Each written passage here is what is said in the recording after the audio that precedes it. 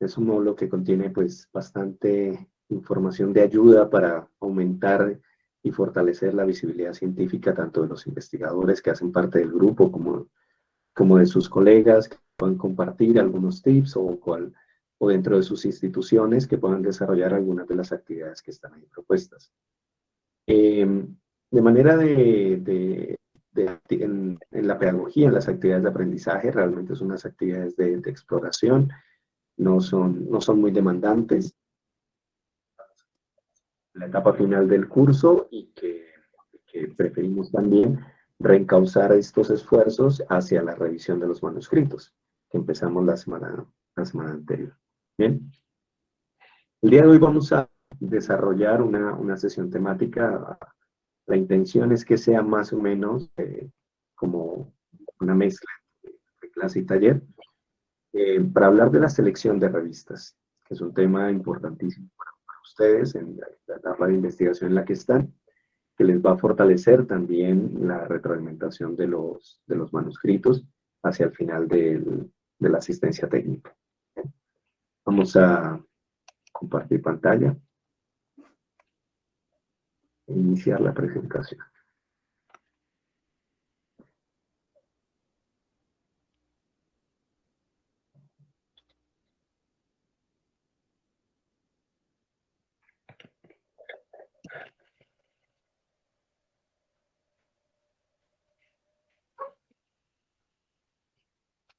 Muy bien, aquí estamos. Entonces, vamos a hablar de dos temas grandes en esta charla. Uno, sobre cuál es el rol de las revistas científicas en la comunicación de la ciencia. Algo ya exploramos en el módulo 1, al inicio del... Algo en este momento, pues es importante reafirmar algunos elementos antes de poder hablar de cuáles son esos criterios de selección de revistas. O sea, necesitamos colocar las revistas en el centro de la comunicación de la ciencia para poder establecer algunos criterios, si no sería muy difícil. Entonces, en ese escenario vamos a repasar tipos de revistas, que lo vimos también en el módulo 1, y vamos a entrar a ver a otros aspectos que ya hemos pasado por encima en algunos módulos, pero que aquí los vamos a tratar un poco más a fondo, que son los cuartiles, lo que significan las revistas de acceso abierto y el concepto que ya hemos discutido en algunos casos de revistas predatorias. Y en los criterios de selección de revistas vamos a ver algún conjunto de lo que se podría considerar criterios institucionales, criterios por la base de datos de indexación de la revista, criterios por el impacto u otros indicadores y criterios por la temática del artículo que voy a someter. Eso es lo que vamos a tratar de cubrir el día de hoy. Entonces empecemos. Por esta parte vamos a pasar un poco rápido, que son los tipos de revistas que ya nos hemos mencionado en el módulo 1, como les decía. Tenemos en primer lugar, pues, la que nos interesa, que es la revista científica, o en inglés, journal. Tengan en cuenta que no se menciona scientific journal, sino solamente journal. Donde es, pues, se ha consolidado en los últimos años, 100, 200 años realmente, como el canal de comunicación para una comunidad disciplinaria. ¿Bien?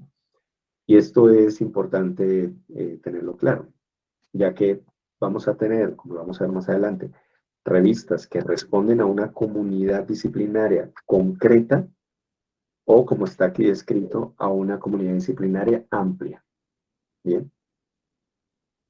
¿Qué es concreta? Concreta es una revista, por ejemplo, de un área de conocimiento muy, muy específica. Por ejemplo, no sé, una revista de neurociencias, una revista de trabajo social con poblaciones, una revista de métodos puros de matemáticas, una cosa así. La revista disciplinar amplia generalmente está relacionada con varias disciplinas, o las también llamamos multidisciplinares. Entonces, Las revistas más famosas y de prestigio más alto que conocemos, que son Nature y Science, son revistas multidisciplinarias. No publican solamente de una categoría temática, sino que publican de todo. PLOS también es una de las que publica de todo. ¿Bien? ¿Cuáles son las características principales de estas revistas científicas? Bueno, lo primero que todo es que tienen un editor. Y esto no es menor. O sea, no es simplemente un requisito que tienen que cumplir las revistas o un encargo que yo le hago a cualquier persona en una universidad. No.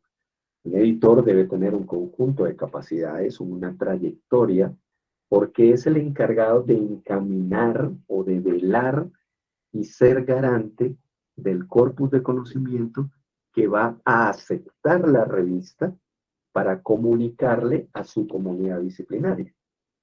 Entonces, fíjense que no es una responsabilidad menor, una responsabilidad bien importante. Entonces, nosotros como investigadores deberíamos tener referencia de quién es el editor de la revista donde queremos publicar.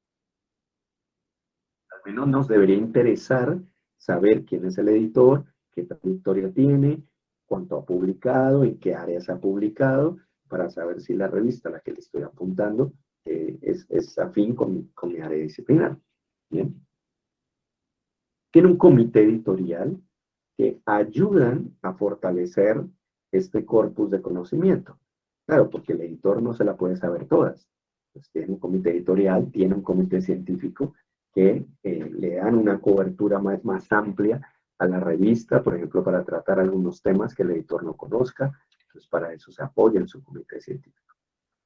La función principal de la revista es recibir manuscritos para ser publicados, convirtiéndolos en artículos. Y esta transformación se da gracias a la evaluación que realizan los pares. ¿Bien? Ese es el corazón de este asunto. Tenemos un manuscrito, yo quiero darlo lo quiero comunicar a través de una revista a mi comunidad disciplinar. Entonces la revista dice, ok, listo, pero espérate, transformamos ese manuscrito para que cumpla con unos criterios mínimos de calidad, para que verifiquemos que lo que está ahí escrito está bien, está bajo los estándares de la disciplina y poder publicarlo. ¿Bien? Es esa transformación la que hacen las revistas que las convierte en un jugador muy especial de este ecosistema de la ciencia. Tienen que verificar el aporte, pertinencia, la calidad de la investigación, el aporte evidentemente de cada uno de los artículos que va a publicar. ¿Bien?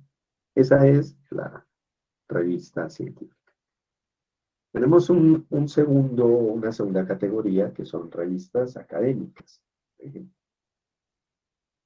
Estas revistas académicas generalmente las edita una institución, una universidad, un órgano académico, y su propósito es mostrar lo que hace esa institución.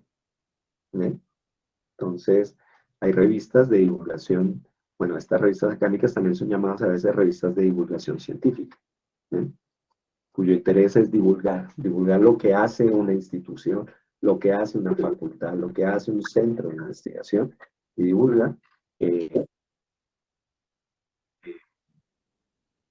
de documentos de otra característica, ya no con la estructura de artículo, sino ya pueden ser difundidos en términos de reseña, pueden ser difundidos en términos de entrevista, en otros escenarios mucho más comunes al lector académico y no tanto al lector científico.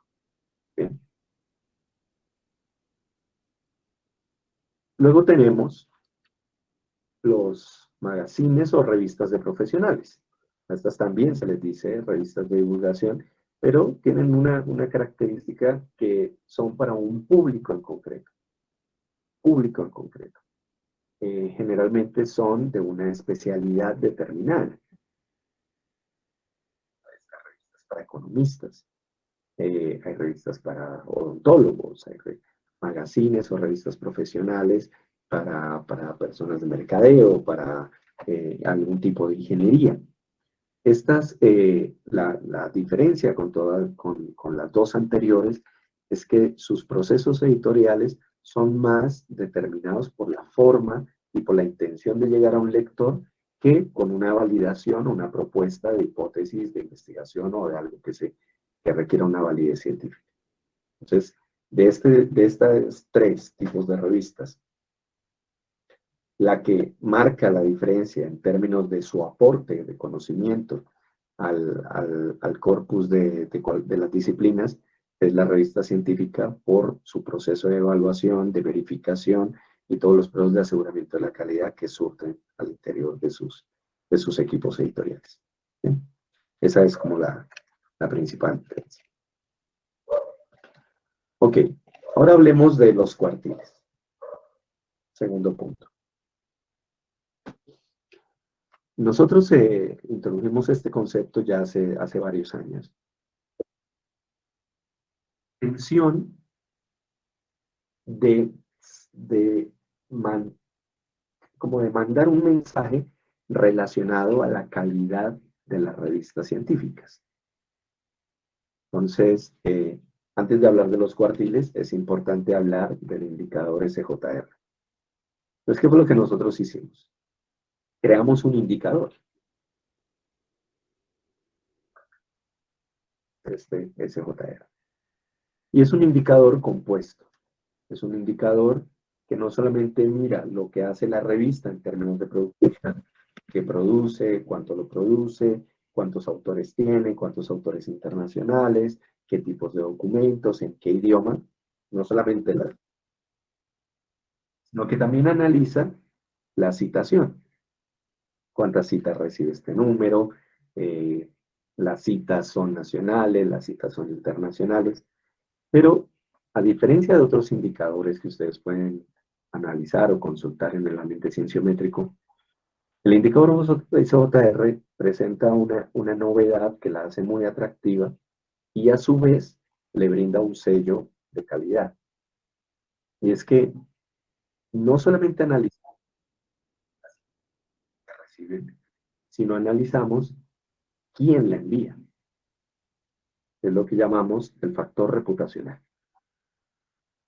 Entonces, para una revista X, no es lo mismo recibir una cita desde una revista Q4 que desde una revista Q1. Esa diferencia nosotros la medimos. Y evidentemente, entre más alto sea el cuartil de la revista que me está citando, pues le va a tributar mejor que si tuviera el mismo número de citas de una revista de un cuartil inferior. Entonces, el indicador SJR, además de ser un indicador de productividad y de impacto, es un indicador de prestigio, porque analiza el prestigio del citante para elevar mi prestigio. Entonces, si, por ejemplo, si yo estoy aquí en la mitad de la tabla y recibo muchas citas de revistas que están por encima mío, el indicador lo que va a hacer es que me va a jalar, me jala hacia el grupo donde más naturalmente debería de estar mi ubicación, porque compartimos muchas citas. Si por el contrario estoy en un lugar de la tabla y me citan mucho de revistas que están por debajo, pues el indicador me va a mover hacia abajo y me va a ubicar en el común de revistas que comparten la citación. Entonces, lo que nosotros hacemos cada año es calcular el indicador SJR para todas las revistas que están en Scopus, las ponemos en un listado ordenado de mayor a menor en este indicador, y dividimos esa tabla en 4 grupos completamente iguales. Bien, esos son los cuartiles. Entonces, suponiendo que sean 100 revistas las que estamos analizando, entonces vamos a tener 25 revistas Q1, 25 revistas Q2, 25 revistas Q3 y 25 revistas Q4. ¿Bien? Este es el concepto de cuartiles que se maneja en el análisis tensiométrico de las revistas. ¿Bien? Este indicador nosotros lo aplicamos para las revistas Scopus a través de nuestro portal, aunque también con el tiempo lo han ido adoptando otras organizaciones. Entonces, la JCR también incluyó el concepto de cuartiles, pero ya no basándose en el encimado Journal Rank, sino en el factor de impacto de las revistas, que es el indicador que ellos manejan. ¿Ok? Los cuartiles. Es importante o podemos dar cabida a otro concepto que es lo que se llama la corriente principal de la ciencia. Ya la habíamos mencionado también en el módulo. ¿Qué es la corriente principal de la ciencia? Hay un concepto, este concepto se acuñó ya hace casi, ya vamos para más de 50 años. Lo acuñó Eugene Garfield, que fue el que definió por primera vez el factor de impacto y el mecanismo de medición de las revistas. Y lo que decía es, mira, la ciencia tiene una corriente principal, que es donde se desarrollan sus principales eh, eh, hallazgos, novedades, todo lo que la retroalimenta positivamente, se llama eso, la corriente principal. Y hay laderas o corrientes ya no principales, sino secundarias, que son las que están. Entonces podemos hacer este símil como si fuera el cauce de un río. Es esta imagen que tenemos aquí. El caudal principal es lo que se mueve en revistas de alto cuartil. Aquí estamos hablando de Q1 y Q2. Y tenemos luego en las orillas lo que circula en revistas Q3 y Q4. ¿Y qué es lo que pasa con esta metáfora visual que estamos tratando de mostrar aquí? Y es que lo que sucede en las orillas se queda en las orillas. Los índices de citación de una revista Q4 son muy pequeños, porque pasa ahí, se queda ahí, en la orilla, no trasciende, se queda ahí, no va ni con buena velocidad, la velocidad y el flujo, la corriente principal está aquí en el centro, podemos hablar en estas dos franjas, y hacia las orillas pues se mueve muy poco. Y esa es la realidad cienciométrica de las revistas.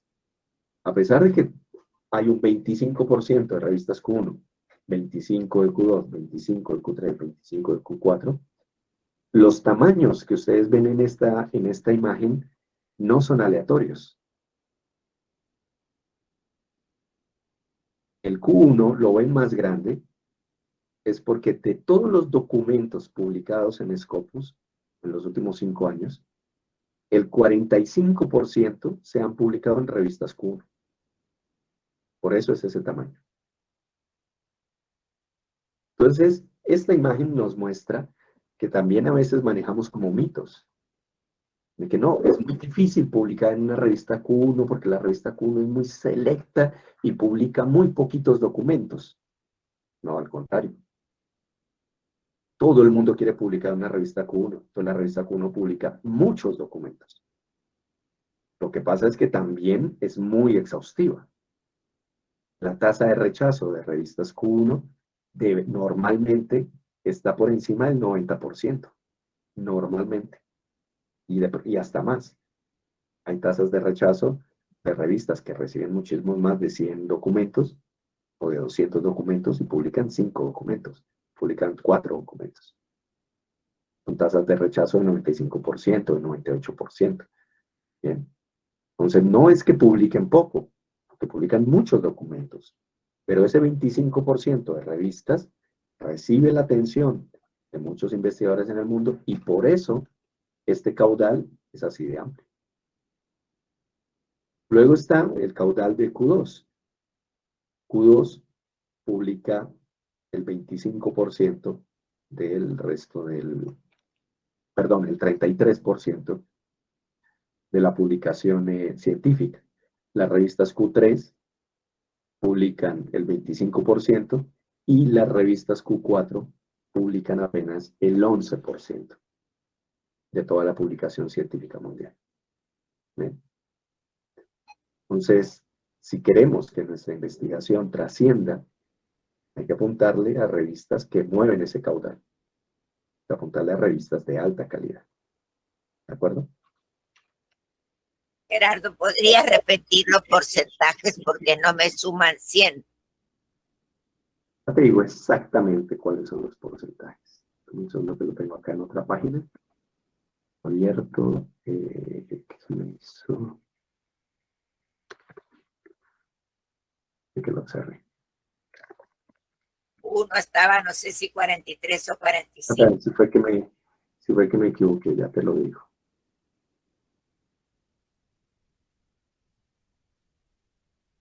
Ya me faltan 2 clics.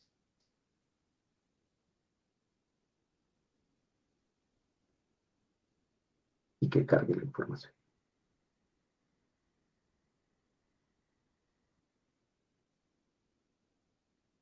Ah, pero espérate que aquí lo tengo. Entonces. Yo había anotado 45, 33, 25 y 11, pero no me suman Ya te 100. digo. Q1, 46. Q2, 32. Q3, 20. Y Q4, 11. Sí, te los había dicho Ahora mal. Qué sí pena. cuadra. Sí, qué pena, los había dicho mal. Ahora sí. Bueno, pero varió por muy poco, pero el mensaje sigue siendo el mismo.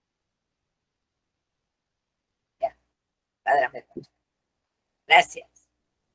Con gusto, Inés. Bien. Ahora, ¿cómo se manifiestan los cuartiles?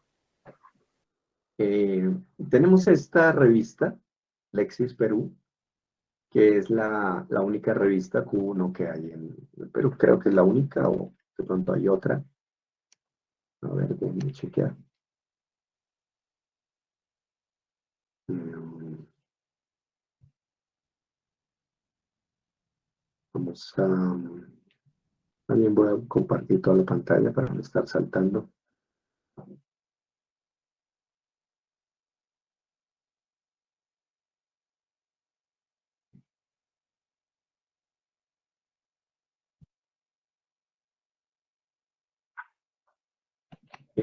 Estamos aquí. Entonces, en el ranking de revistas,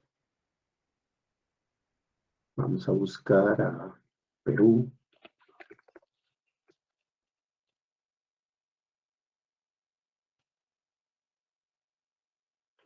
Aquí tenemos 15 revistas indexadas en Scopus. Y de esas 15, como podemos ver acá tenemos a Lexis. Y sí, es la única revista Q1. ¿Vale? Entonces, este es otro concepto que es importante que ustedes tengan claro. Los cuartiles se asignan a una revista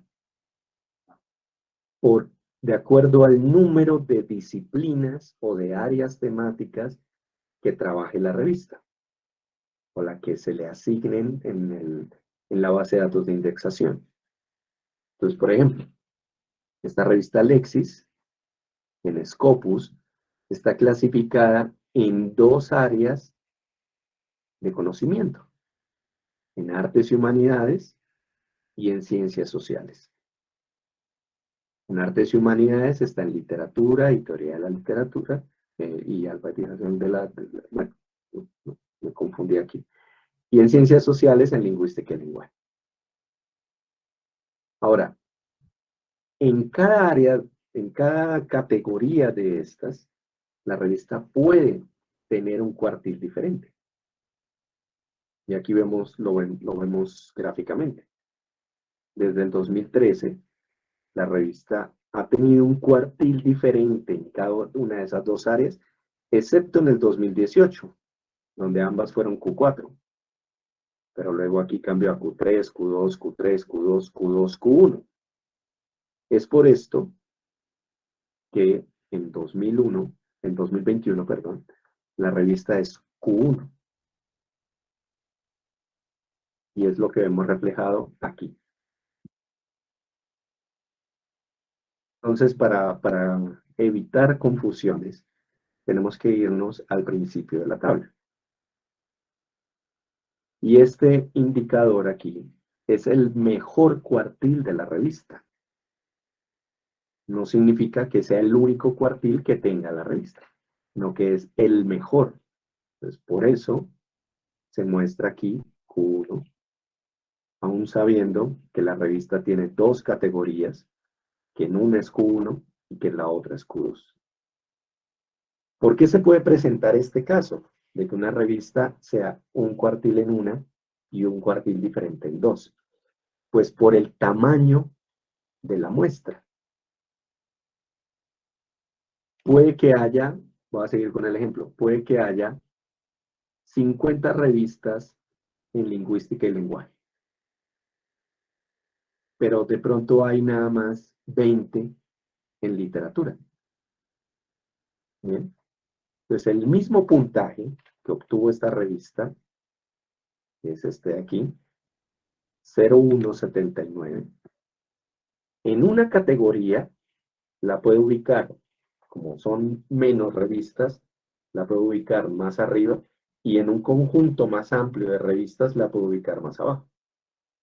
Esa es la razón por la que una revista tiene varios cuartiles, puede tener distintos cuartiles de acuerdo al número de categorías.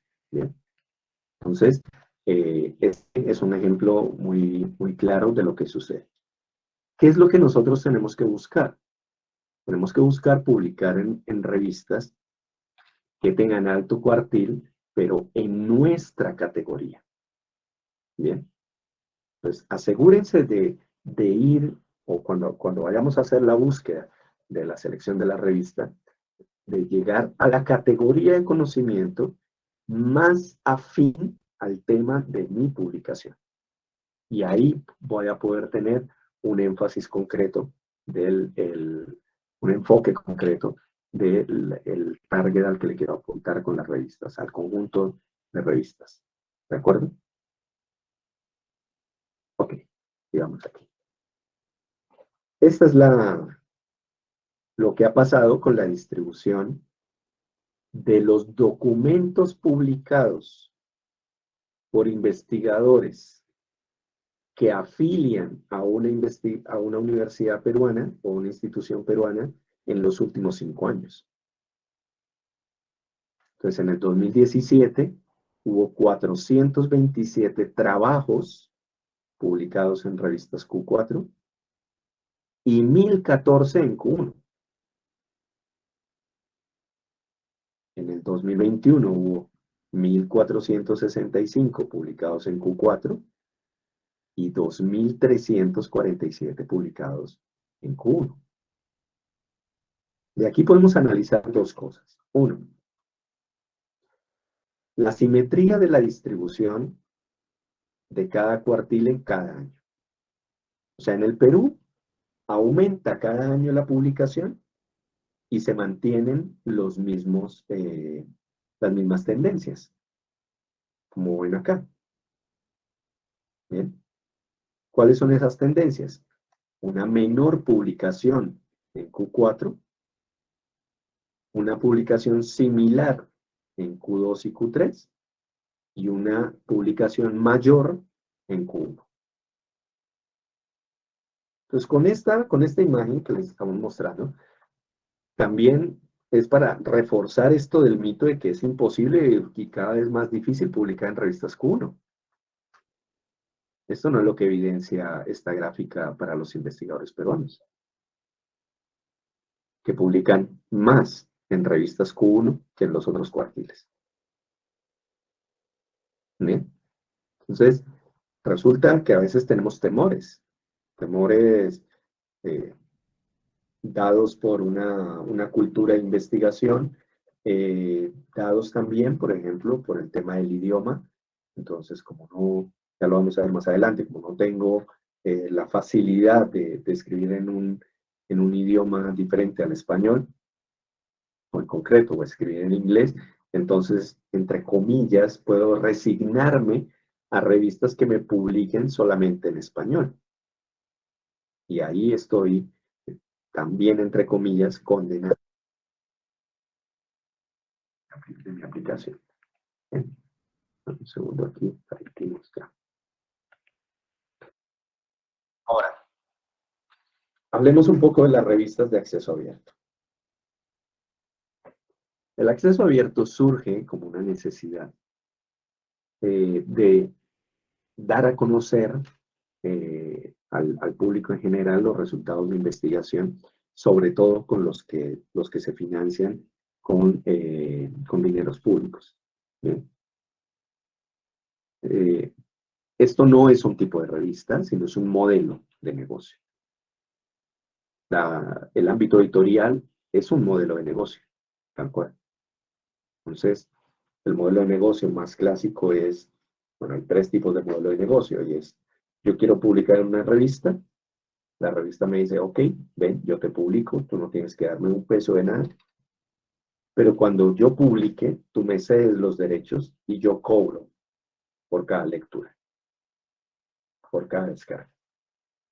Y ese es el que llamamos un modelo de suscripción y que todavía es el más predominante. Está al contrario, que dice, ok, tú quieres publicar conmigo, entonces págame, son los Article Processing Charges, págame por hacer la tarea, por publicar todo esto, pero una vez esté publicado, cualquiera puede acceder a él. ¿Bien? Entonces tenemos esos dos modelos.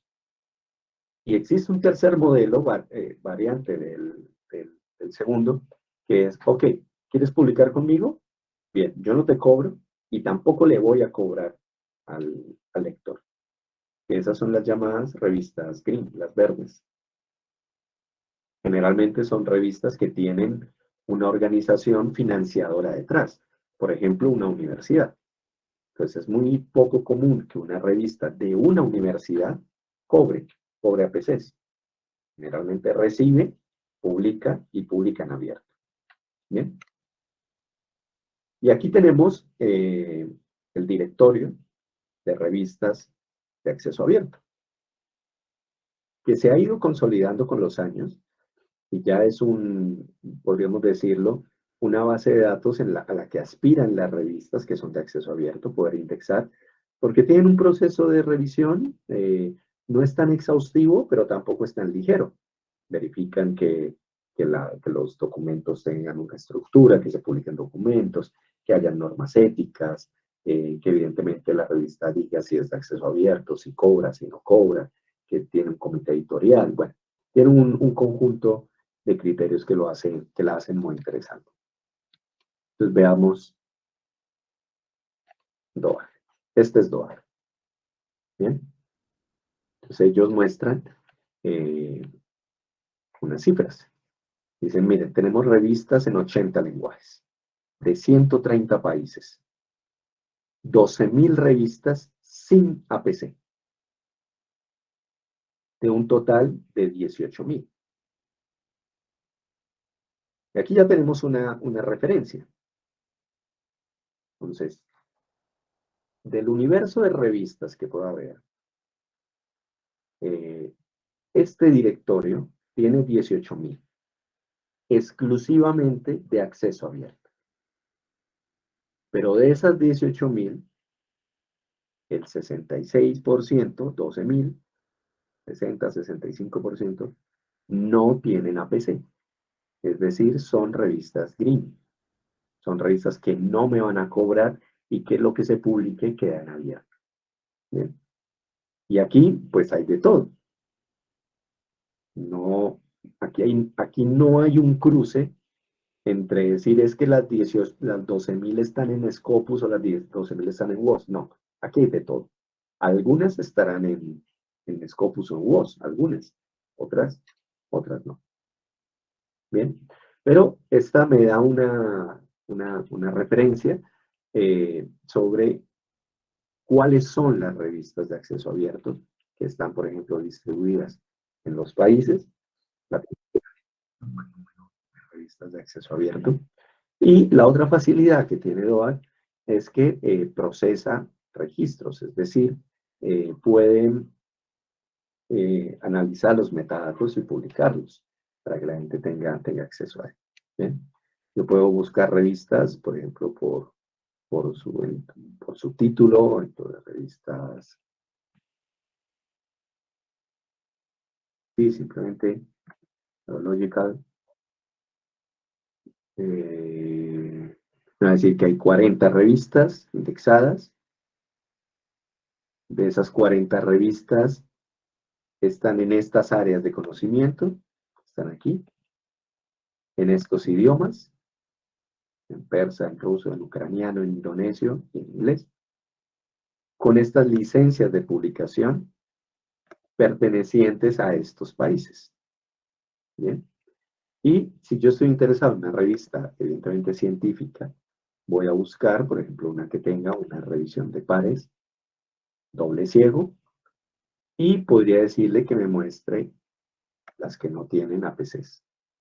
En Biological, que tienen revisión de pares doble ciego y que no tienen APC, pues en este directorio hay 4 revistas. ¿Bien? ¿Están o no indexadas en Scopus estas 4 revistas? Aquí no me lo dice. Tendría que ir a la página de la revista para ver si están. Por ejemplo, me voy a ir a la página de esta, que aquí está el website. Pues abro el website.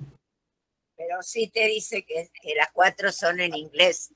Y en Sí, general es todo lo que mostraste, el porcentaje en inglés es apabullante. Entonces, mira, aquí me muestra la revista, dónde está indexada esta revista. Y aquí no veo Scopus ni WOS. Está indexada en otras bases de datos. La revista pakistaní, por eso está aquí en Comisión Pakistán, pero no está indexada en Scopus o base de datos. También puedo hacer el otro ejercicio, y es copiar el nombre de la revista. Me voy aquí al SJR y en la parte superior busco el nombre. A ver, me dice no, esta tampoco está indexada en Scopus. Esta tampoco, vámonos a la tercera.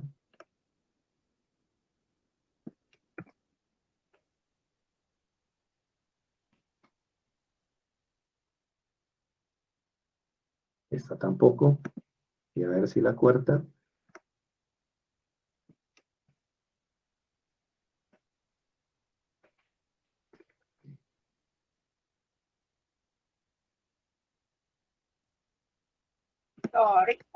Tampoco. Ah, no, mentiras, esta última sí. Aquí está. Y para esta revista, si yo estoy interesado en este tema, me dice, mire, esta revista está indexada en agronomía, esto es maíz, en ciencias de insectos, ciencia de plantas y en ecología. Y estos son los cuartiles de esas 4 áreas. Entonces, en particular, la revista es Q2 en las 4. Entonces, aquí no tengo. ¿Bien? Pues este es el directorio de revistas de acceso abierto. Ustedes pueden generar siempre una combinación de búsquedas. Si están interesados en revistas de acceso abierto como esta, que no tiene APC, y en este caso es una revista Q2. ¿Eh? Una simple búsqueda y match entre más de una base de datos. Porque si solamente me quedo con lo que tengo acá en DOAC, por ejemplo, en el directorio de revistas de acceso abierto, pues puedo estar seleccionando una revista que no está indexada en las grandes bases de datos, solamente por irme por la de acceso abierto. ¿De acuerdo?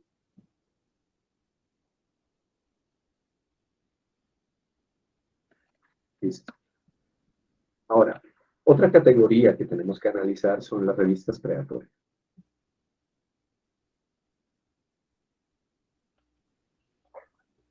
¿Qué es lo que pasa con las revistas predatorias?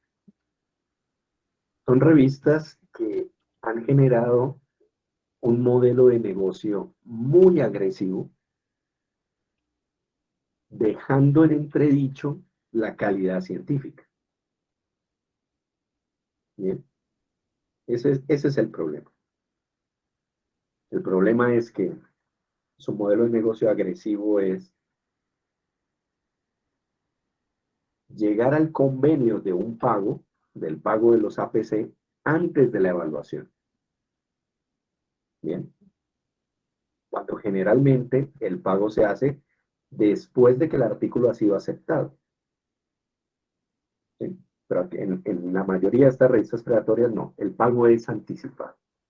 Al haber un pago anticipado, pues ya hay un conflicto de interés, porque la revista, si a la revista se le paga, pues la revista ya va a publicar, independiente de la barbaridad que esté diciendo el artículo. Entonces, ha habido muchísimos estudios que hacen búsquedas en estos conjuntos de revistas para ver qué es lo que están publicando, y a veces se publican documentos sin ningún tipo de forma, sin ningún tipo de estructura científica, documentos con muchos errores. O sea, la calidad de esos documentos, por el afán de publicar y de recibir el reconocimiento por parte del autor y el precio por parte de la revista, pues afecta la calidad. Eh, Hay muchas, bueno, no muchas, pero el modelo de estas revistas es el siguiente. Son una revista normal durante un tiempo, normal es decir, acercan sus artículos, los evalúan, los publican, luego logran la indexación en una base de datos como Scopus o como WOS. Y después de que ya está indexada y tiene su cuartil, es cuando empiezan estas malas prácticas. Y pues la comunidad, cuando se entera de esto, pone una denuncia ante Scopus y le dice, oye, esta revista, miren lo que está haciendo, y toma un tiempo hacer el análisis y buscar y efectivamente sacarla de vigencia, pero ya mucho daño está hecho, que ha pasado un par de años. Entonces ya se han publicado cosas que pues, atentan contra la calidad de la ciencia. Principales características de las revistas predatorias. Tienen muy baja citación en Scopus, los editores. En algunos casos ni siquiera tienen experiencia científica, tienen un rol administrativo, un rol gerencial. Es muy probable que el número de artículos crezca más de un 100% de año a año, porque como están afectadas por un modelo económico, entonces si yo publicaba 20 artículos en un modelo normal, el año entrante paso a publicar 150, el año siguiente paso a publicar 300, el año siguiente paso a publicar 800, con el mismo modelo. Entonces uno dice, pero las mismas tres personas que antes publicaban 20, ¿cómo es que ahora publican 800? ¿Bien? Entonces esto también es un indicador de análisis. Otro indicador es que hay suplantación en estos dos puntos, puede haber suplantación de otras revistas. Entonces es muy común que le cambien apenas una letra o una palabra a una revista que sí está indexada, que cumple con todos los criterios, y le arman un sitio web igual a la que sí está indexada, pero con información completamente falsa. Entonces esto realmente es un llamado a que seamos muy cuidadosos a la hora de buscar las revistas, a la hora de navegar por las revistas y al fin pues de someter el manuscrito. ¿Sí? También tiene identificadores falsos. Gerardo, Tiene un don que se asignan a las revistas y que si lo estoy falseando, pues cuando le doy clic me va a llevar a otro sitio. Adelante, Inés. no quería preguntarte, porque mejor conocer la verdad, si podríamos identificar si hay revistas peruanas consideradas predatorias. No creo, pues no he hecho la búsqueda, pero tienen muy pocas revistas ustedes indexados, apenas 15. Bien, déjenme les muestro. ¿Dónde está el navegador? Porque Aquí. lo que dices parece realmente delictivo. Pues es que no hay forma, porque no hay nada legal detrás como para clasificarlo así como tú dices de delictivo, pero, pero sí, evidentemente, pues atenta contra la calidad de la ciencia. Miren, vamos a ver estas revistas. Lo que me parece es que atentaría contra el Código de Ética de Investigación de las universidades, que yo he leído el Código de Ética. O sea, que ese tipo de prácticas, entonces recomiendo cuidado, porque Claro, uno puede estar violando el Código de Ética Institucional de la San Agustín o de la Universidad Nacional de San Marcos. así es, Inés. Mira, este es un ejemplo muy conocido aquí en Latinoamérica, la revista Espacios. La revista Espacios, en 3 áreas: negocios, administración, ciencias de la administración. Q4, la mayoría del tiempo, solamente en negocios fue Q3. Y acá en los indicadores, mira lo que pasaba aquí. En 2007 tenía 25 documentos, en 2009 39, 2011 67, 200, 491, 959, 1957 y luego empezó a bajar. ¿Cómo una revista pasa en 4 años de tener 200 a tener 1957 documentos? Y con estos índices de citación, en donde en 2 años, o vámonos aquí a 4 años, 4 años el promedio de citas en 4 años de un documento era 0,2. Pues precisamente porque tenía un modelo de publicación de características predatorias. Fíjense, la gran mayoría de sus documentos nunca fueron citados, que es este indicador que nos muestra acá. Nunca fueron citados, solamente unos pocos documentos fueron citados. ¿Y qué es lo que sucede? Si se dieron cuenta, los cuartiles llegaron hasta el 2019.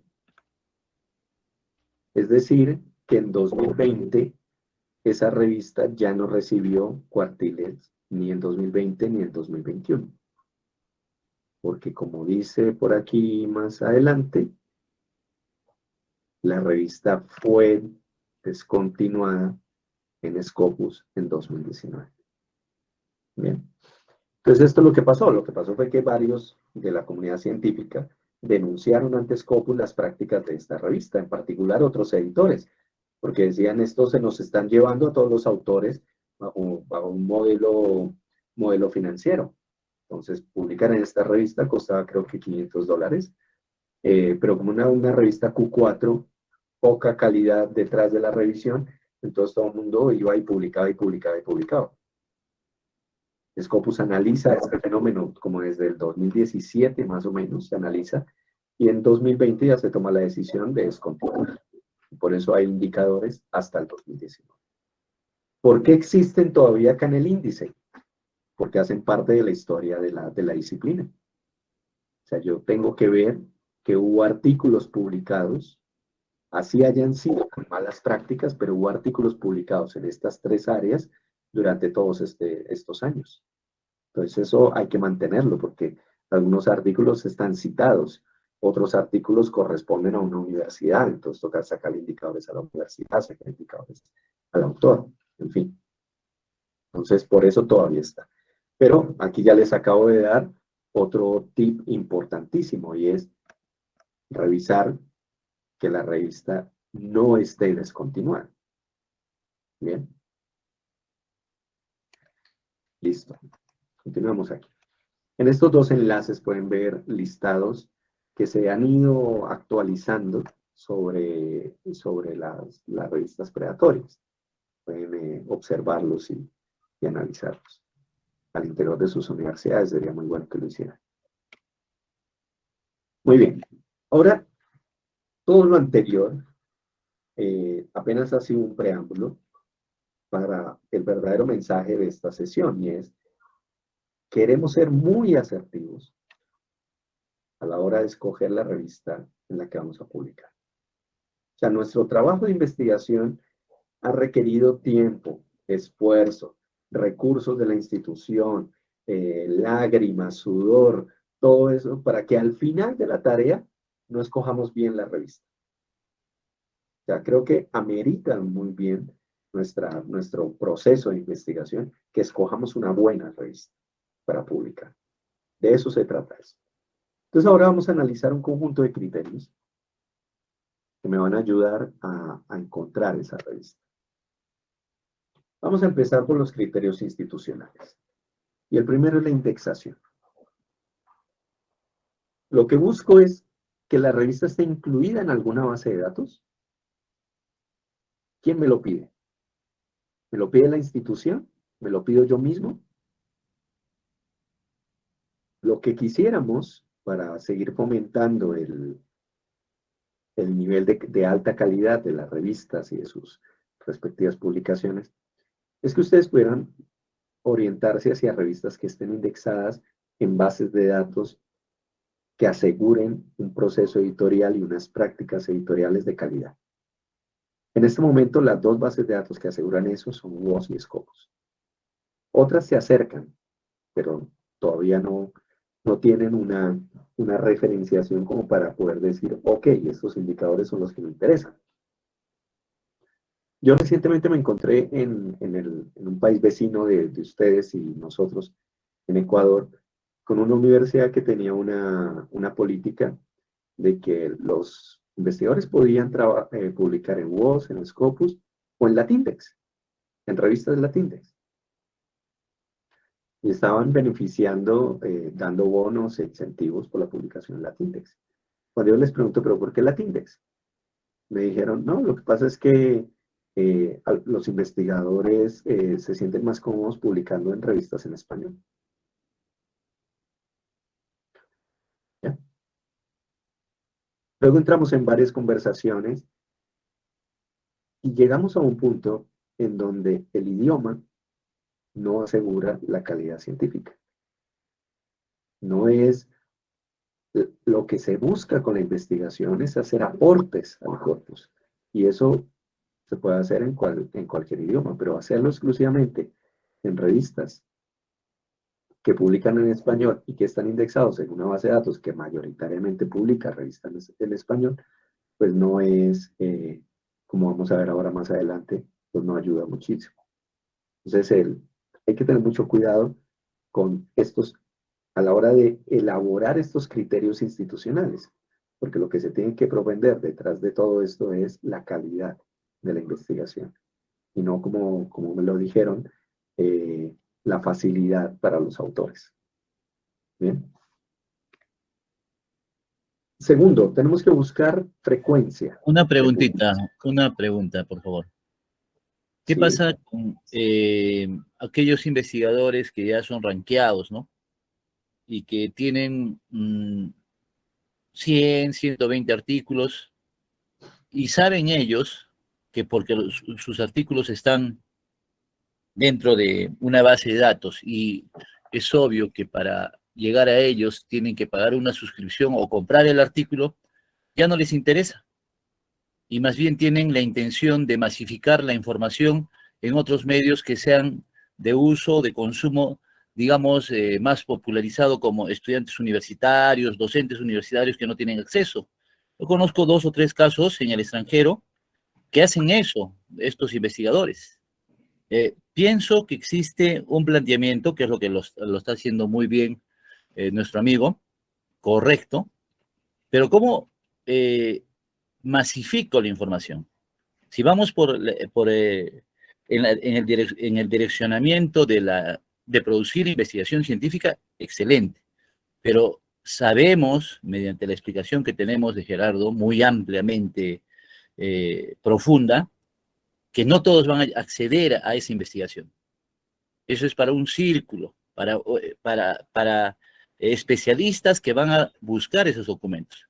Entonces yo he visto, conversé con un profesor de la Universidad de Huelva, y él me indicó, mira, yo tengo 180 artículos científicos, de los cuales leídos solamente por un sector exclusivo. Pero mi plan no solamente es la investigación, sino que dar a conocer aportes donde tengan, digamos, la población mundial un mayor acceso. Y prefiero publicar ahora en secciones que no sean en el Q1, Scopus o Web Onsite. ¿Qué pasa con eso? ¿Qué pasaría con esa otra mirada que tiene este investigador, estimado amigo? gracias Felipe por la pregunta y la intervención. Yo más que dar una respuesta quisiera redirigir la pregunta a nuestros participantes. ¿Qué opinan? ¿Quién podría responder o dar algunos elementos a lo que está planteando Felipe.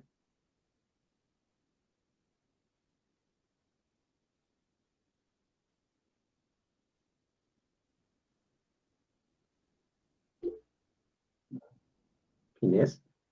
Bueno, a ver, en las universidades tenemos una función de investigación que tiene que ver con avanzar en la frontera de conocimiento y también tenemos una función de desarrollo y de innovación.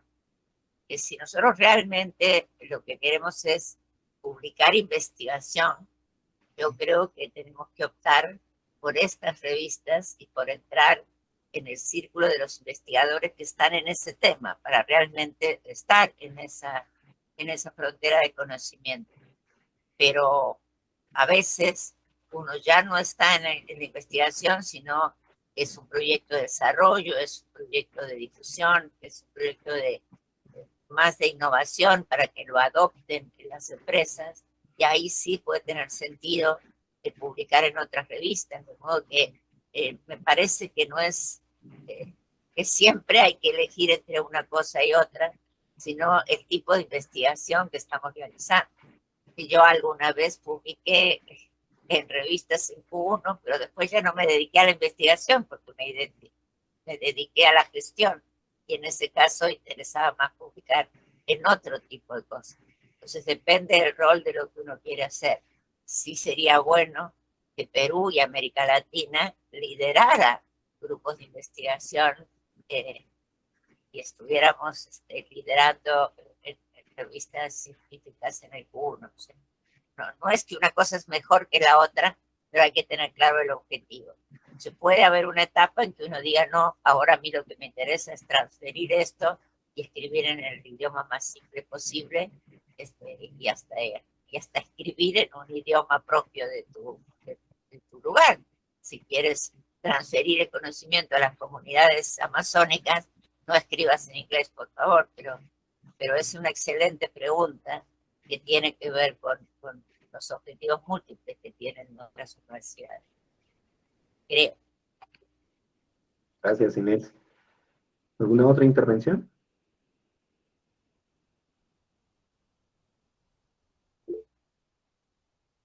Isabel, adelante. Profesor, buenas tardes, Mercedes, María Eugenia, compañeros todos. Mi opinión es que uno debe escribir de acuerdo a lo que está direccionado.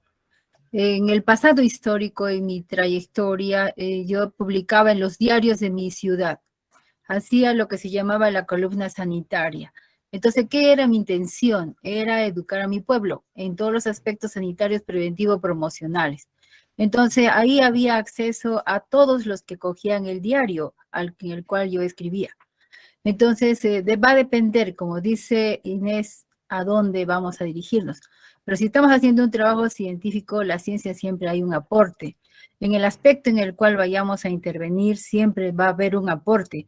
Y ese aporte se supone que va a direccionar la comunidad y va a direccionar la vida de ahora en nosotros y después en las futuras generaciones.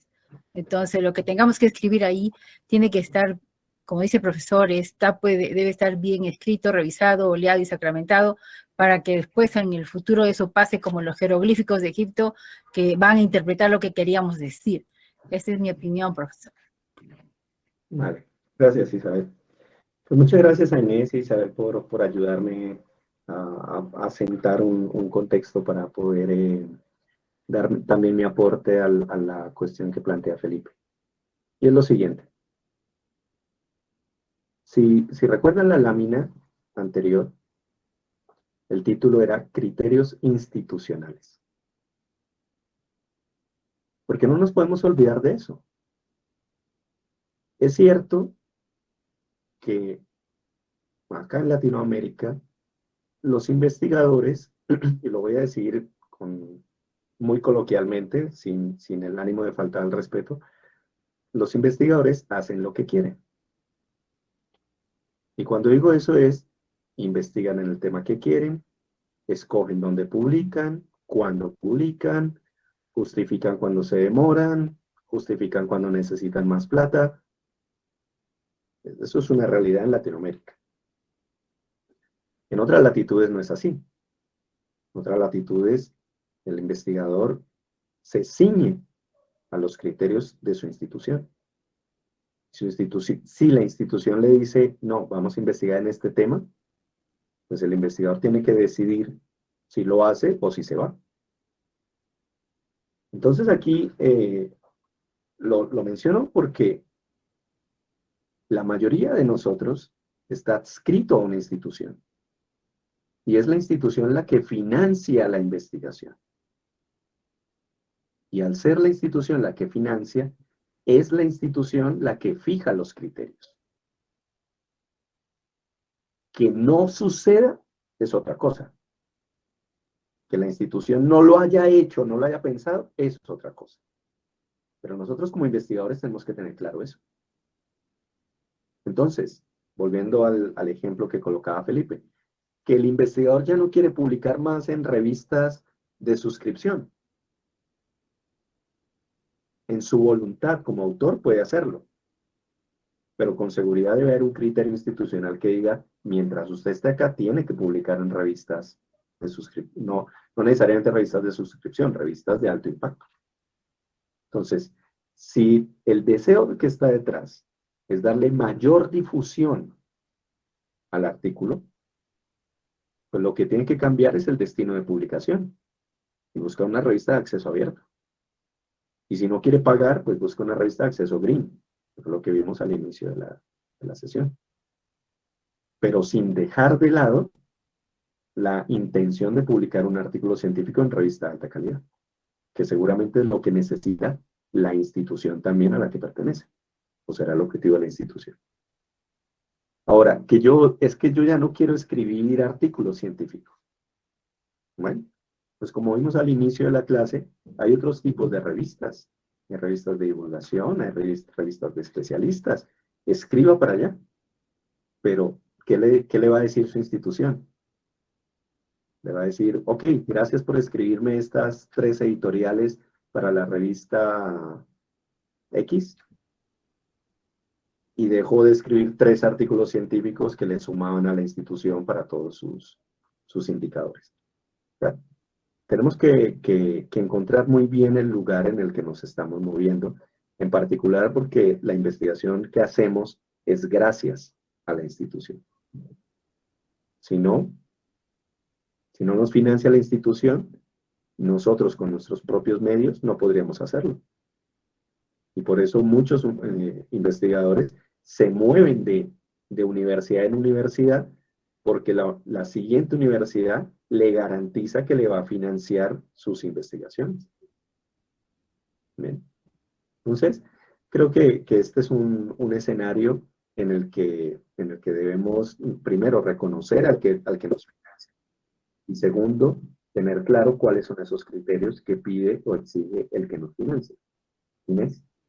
No, que justamente a veces es la institución la que nos presenta como grupo de investigación a una convocatoria, por ejemplo, de Concitec.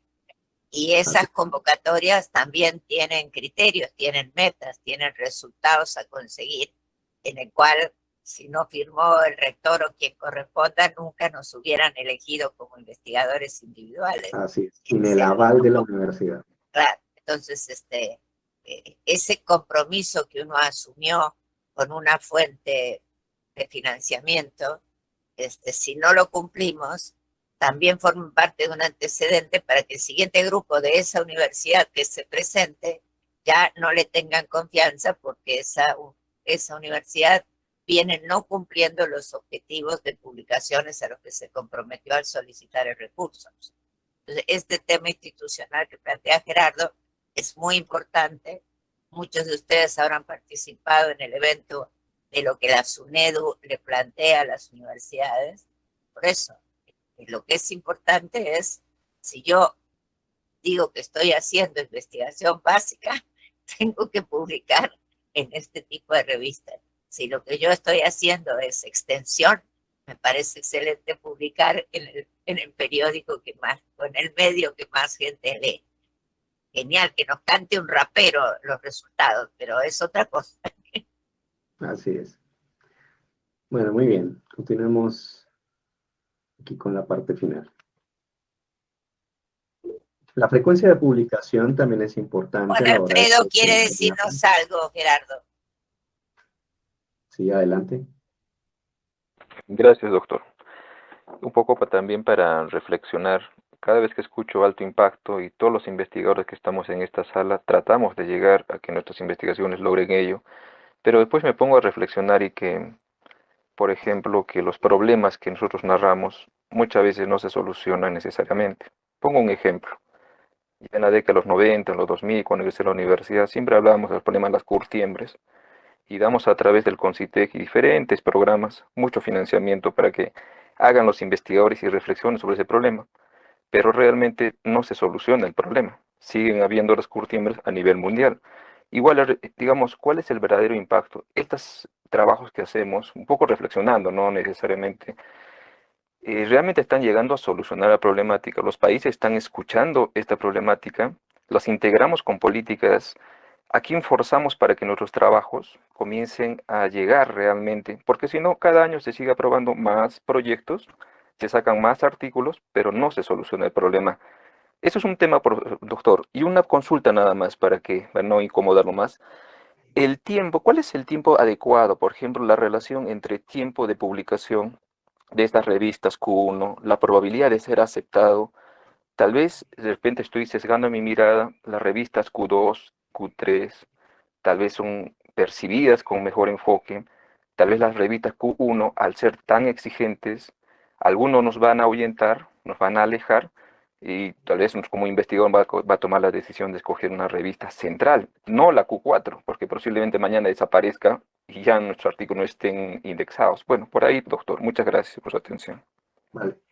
Bueno, Alfredo, muchas gracias. A ver, yo no utilizo mucho un ejemplo en algunas sesiones, no sé si ya se los había contado a ustedes, eh, pero si ya lo hice, permítanme, lo repito.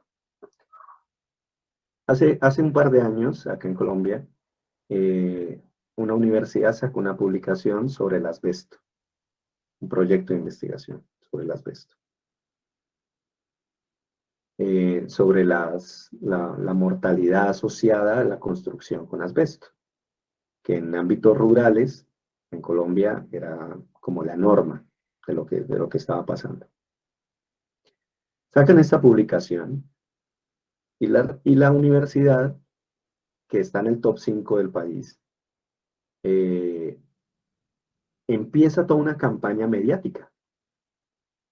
No solamente hizo su artículo y lo publicó en una revista, sino que convocó a la prensa a presentar sus resultados de investigación, convocó a los medios de comunicación, a noticieros también, y hicieron, recuerdo mucho que hicieron un especial de domingo en la noche en uno de los canales acá en Colombia, donde el investigador mostraba y hablaba y decía, y un programa de media hora.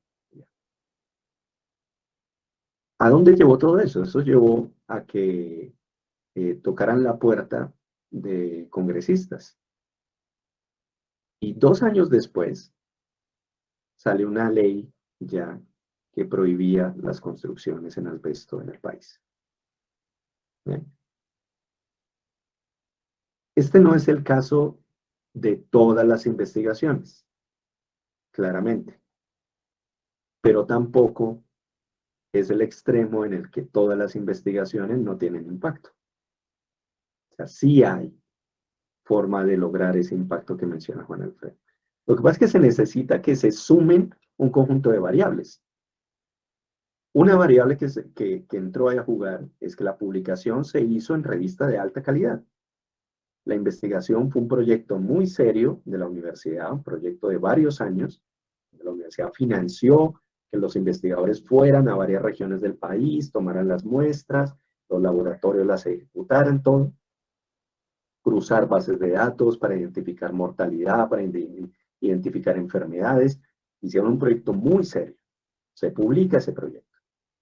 Por la misma inversión que hizo la universidad es la que toma la decisión de decir, vamos a difundir esto.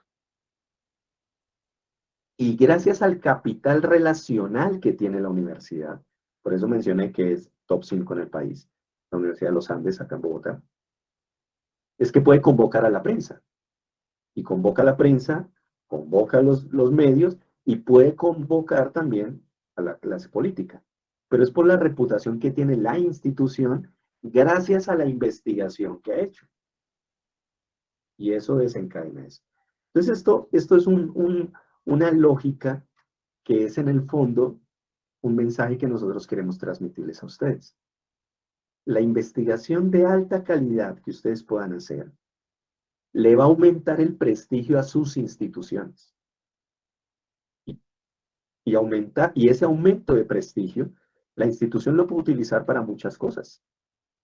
Lo puede utilizar como capital relacional, como les acabo de mencionar, pero también lo puede utilizar, por ejemplo, para aumentar su matrícula.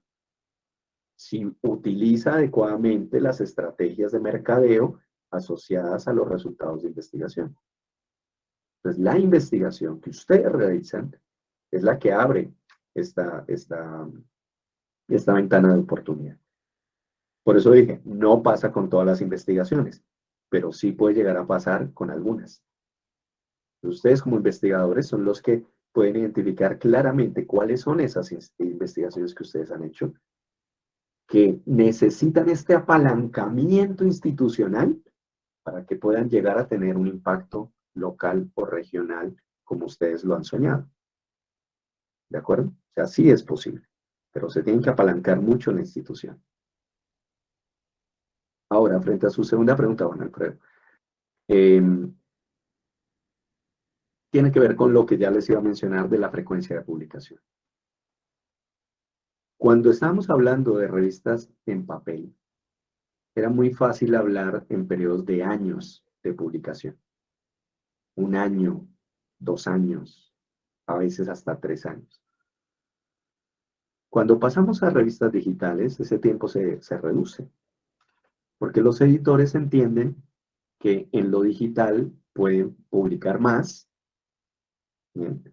El tamaño no importa, no tengo que tener un resumen en un espacio así, porque es que si no la tinta me va a costar más. No, acá ya puedo tener resúmenes más amplios, puedo tener gráficas a color, puedo tener muchas más cosas. Entonces los tiempos se empiezan a reducir. Normalmente, estamos hablando que una revisión en una revista Q1, Q2 debería tardar de 6 a 12 meses, normalmente. Pero lo que ha pasado últimamente, en los últimos 4 años, es que empezó el fenómeno, y ahí ya voy a compartir pantalla, empezó el fenómeno de la publicación continua. ¿Cuál es ese fenómeno? Ese fenómeno es una respuesta a la actual situación. Hagamos un ejemplo. Yo terminé hoy mi manuscrito, hoy 20 de septiembre, y lo envío a una revista que es anual, por decir algo. Y la revista publica en diciembre. ¿Vale? Es muy probable que el número que va a salir en diciembre ya esté cerrado y ya estén ajustándolo. ¿Bien?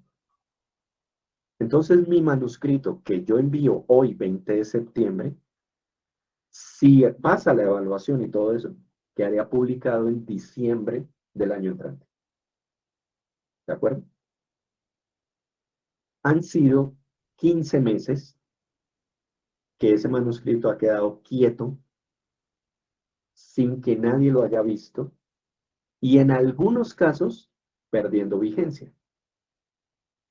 Porque si mi área de conocimiento es un área que cambia muy rápido, pues datos de 1 año a otro ya no son relevantes, o de 2 años a otro. ¿Ven? Entonces, las revistas digitales empiezan a decir, pero yo ¿por qué tengo que esperar al año entrante? 1 año para armar un número. Entonces empezó a crearse un nuevo modelo que dice, ok, si yo le recibo hoy 20 de septiembre, hoy mismo empieza el proceso editorial. En una semana el editor se comunica y dice si entra o no entra. En 2 meses ya tengo evaluación de pares.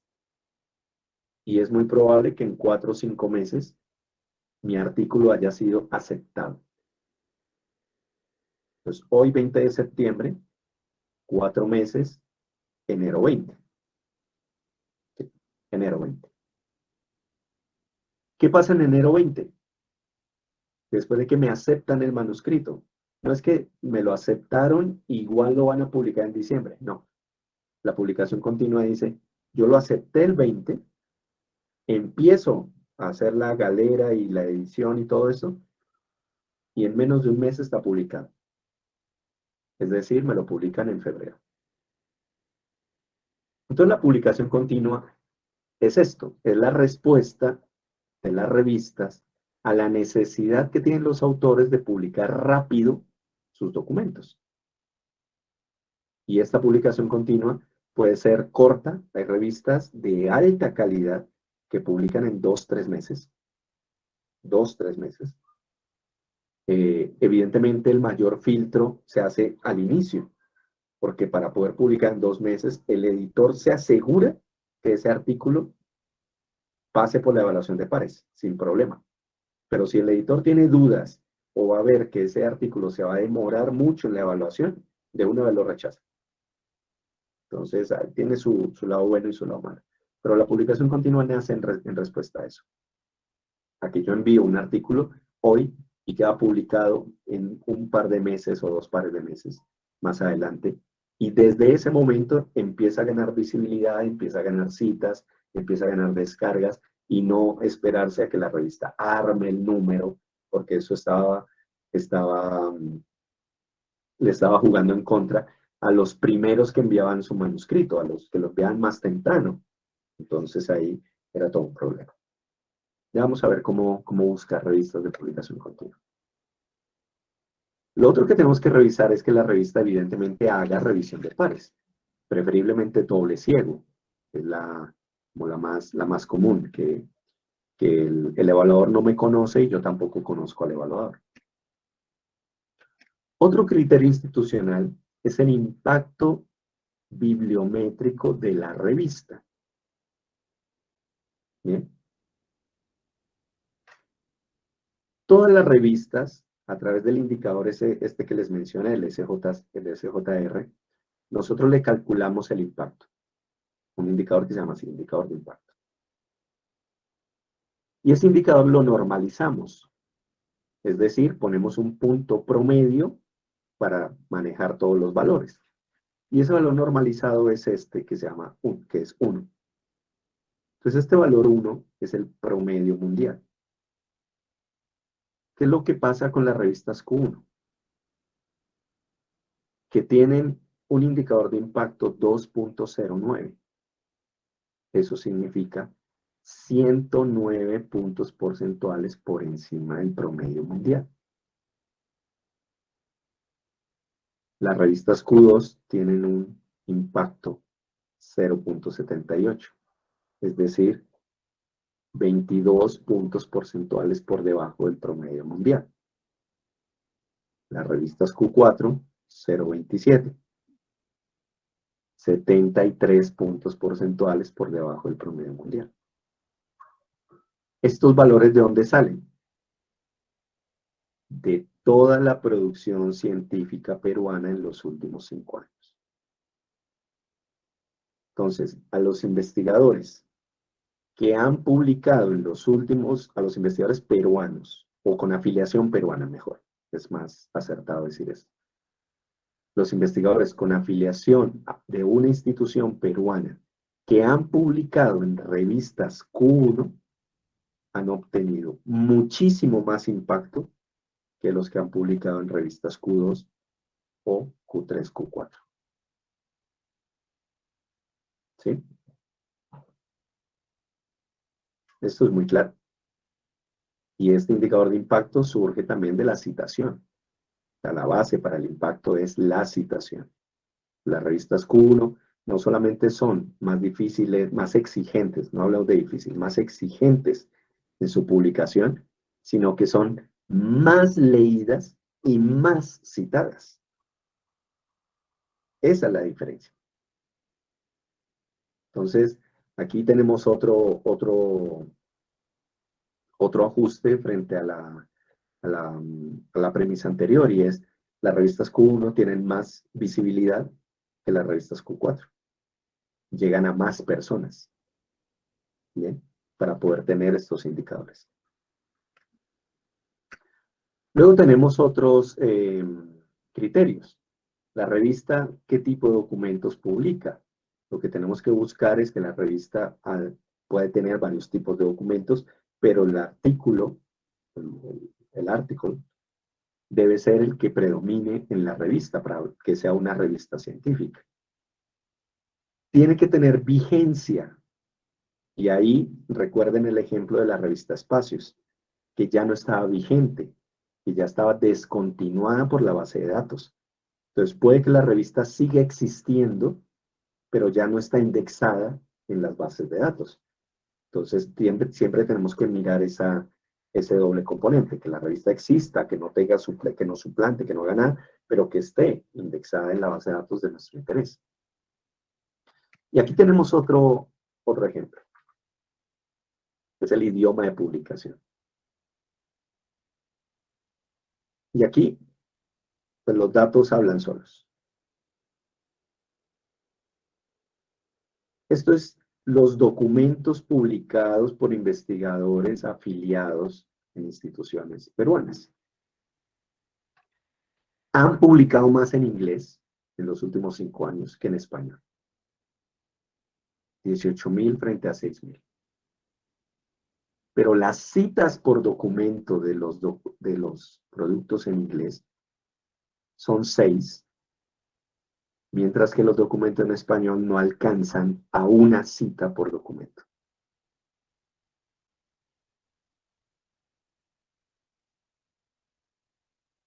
No hay mucho más que decir. En Latinoamérica el efecto es similar. En los últimos 5 años en Latinoamérica se han publicado 759,000 documentos con 5.78 citas por documento, un poco por debajo de Perú. En español se han publicado 89,000, menos en proporción, como lo ven en el Perú, y apenas con un punto porcentual por encima del promedio peruano. O sea, no significa esto que la publicación en español no pueda tener altas citas. Porque claro, si este es el promedio es porque algunos tienen más y otros tienen menos. Bien. Pero lo que sí es cierto es que puedo llegar a obtener más citas publicando en inglés. Quería hacerte una consulta, Gerardo. Yes. Conscientes de eso, es que PEMESUT ha impulsado que algunos de nuestros investigadores asistan a cursos en inglés. Sin embargo, una cosa es hablar, una cosa es leer en inglés y otra cosa es escribir correctamente en inglés. Entonces, ¿cómo ves tú el soporte que la universidad pueda darle con gente con Es lo que hay inglés que buscar. nativo en que realmente nos puedan apoyar en una correcta traducción, donde Sí, eso no quiere eso es decir lo que que hay que eres buscar. investigador, sino el traductor es fulano de tal, y ayudar en Exactamente. ese sentido ese proceso. Eso es, porque tengan en cuenta que la mayoría de las revistas internacionales y muy bien rankeadas, la mayoría de las veces en sus normas para autores definen, y creo que lo habíamos en una sesión pasada, definen que el artículo venga en inglés nativo. Claro. Bien. Nosotros podemos aprender muchísimo inglés, pero no somos nativos. A no ser que nos hayamos ido de pequeños a vivir en un país anglosajón. Pero no. Entonces, el inglés que nosotros podemos manejar no es nativo. Claro, podemos leer y entender y escuchar muy bien, pero no vamos a poder escribir nativo. Entonces, lo más recomendable en este caso, para nosotros en Latinoamérica, es contar con el apoyo institucional para una traducción nativa de los artículos de investigación. Es lo más recomendable. Gracias. Evidentemente, la traducción siempre debe pasar por el filtro del autor, ¿no? O sea, no significa confiar ciegamente en la traducción, no. La traducción hace una propuesta y el autor dice, venga, ajusteme esto, que no es lo que yo quería decir exactamente y hay que tener una retroalimentación. Pero es lo más viable, o sea, los cursos en inglés nos ayudarán para poder leer más investigación, para poder entender más investigación y así citarla y apropiarla. Pero para la escritura y la publicación, la mayoría de revistas de alto impacto exigen que sea una escritura nativa en inglés. Gracias. Es un servicio importante que las universidades aquí presentes tendrían que pensar en contar, ¿no? Así es. Gente de habla inglesa, americano o hindú, pero nativos del inglés que puedan dar un soporte a este tipo de publicación. Así es. Sigamos con otros criterios. Que la revista, evidentemente, publique sobre el tema que yo quiero postular. Que era lo que hablábamos de una singularidad temática. Que la revista sea específica o que la revista sea multidisciplinar, pero para eso hay que consultar los índices de áreas y categorías que publica la revista. Nunca, nunca hay que dejar de leer las normas para autores. Nunca. Esto tiene que ser un punto 1 en los criterios que tengo que buscar en una revista para publicar. Tengo que ver las normas para autores. Me las tengo que leer completas, porque puede haber cosas, pequeños detalles que luego eviten que yo publique. Por ejemplo, una característica por la cual no nos vemos muy bien en Latinoamérica, en varios países, es la impuntualidad.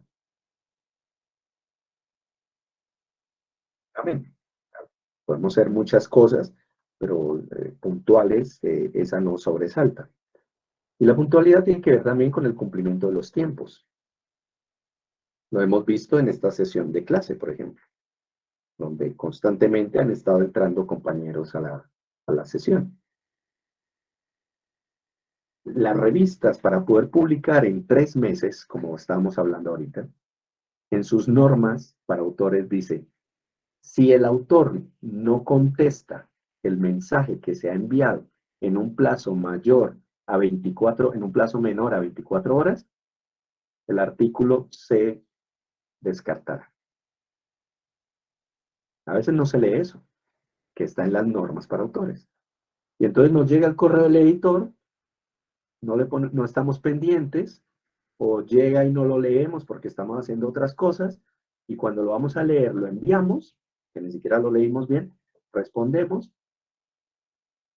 y no pasó nada. Y después estamos preguntando, ¿pero qué pasó? Yo mandé esto, hasta que alguien me tiene que devolver para pasar la pena de decir, mire, qué pena, es que usted no cumplió con los tiempos de la revista, pero su artículo se descartó. Pues por eso hay que ser muy, muy exhaustivo en leer las normas para autores, estar ahí, siempre, en el detalle, para ver si la revista me va a publicar como dijo que me iba a publicar. También hay que ver el costo de publicación. ¿Quién financia la publicación? Si hay APC, ¿quién lo va a pagar? ¿Lo pago yo de mi bolsillo y luego la universidad me reembolsa? ¿O lo paga el proyecto? Entonces, ¿cómo tengo que hacer el proceso administrativo para que lo pague el proyecto, lo pague la universidad? En fin, entonces, los APC tienen que alinearse al presupuesto disponible en la universidad. No es que yo siempre busque una revista para que tenga una APC de 4.000 libras. Con esa conducta estoy desfinanciando otros proyectos. Pues tengo que encontrar un balance, tratar de buscar revistas verdes, la gran mayoría de los casos y de alto impacto, que son más pocas, sí, pero las hay, existen, y debo poder encontrarlas. Bien. El segundo gran criterio, además de los institucionales, es por las bases de datos. Y las bases de datos tienen coberturas. Aquí estamos hablando de 3 bases de datos: WOS, Scopus y Dimensions. Y los números son revistas, no son documentos, son revistas. Entonces, como vemos la comparación entre WOS y Scopus, Scopus tiene más del doble de las revistas de WOS. Bien. El año entrante esta situación va a cambiar porque WOS anunció que todas las revistas que están en el Emerging Source van a pasar a tener factor de impacto y por ende cuartil. Entonces este círculo va a aumentar muchísimo. No sabemos exactamente cuánto, pero va a aumentar. Entre WOS y Dimensions, pues la diferencia es mayor porque Dimensions tiene 73,000 revistas. Y entre Scopus y Dimensions la diferencia es casi el doble. Bien, a favor de Dimensions. ¿Por qué se habla poco de Dimensions? Precisamente por los criterios de calidad para incluir las revistas. ¿Mm? Generalmente no hay una evaluación de revista para que la incluyan, sino que esto se alimenta de unos algoritmos que identifican la revista y simplemente la incluyen en su base de datos. Que luego el editor puede hacer ajustes y todo, sí, pero no hay un proceso de evaluación para entrar a la base de datos. Por eso generalmente nos quedamos es con WOS y con Scopus. También podemos filtrar las revistas por el impacto, lo que les contaba al principio de la clase, el indicador SJR que publicamos hacia las revistas por cada revista, por cada categoría de conocimiento en cada año. Este es un trabajo realmente arduo que nosotros hacemos para publicar este ranking y que ustedes tengan la información cienciométrica de las revistas lo más actualizada posible.